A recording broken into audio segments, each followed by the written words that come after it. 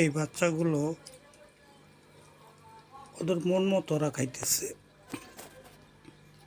খাবারটা আমার খুব ভালো লাগতেছে, তাই আমি ভিডিও করে আপনাদেরকে দেখানোর জন্য তৈরি করলাম। এই বাচ্চাটা এই যে এইটা এই বাচ্চাটা আবার বদমাইশ, বেশি বেশি এই যায় পড়ছে। ওই আবার যাইতেছে খাইতে, বুঝতে পারতেছে না খাইতে যাব না চলে আসবো। আচ্ছা দেখি, আজকে এই পর্যন্তই।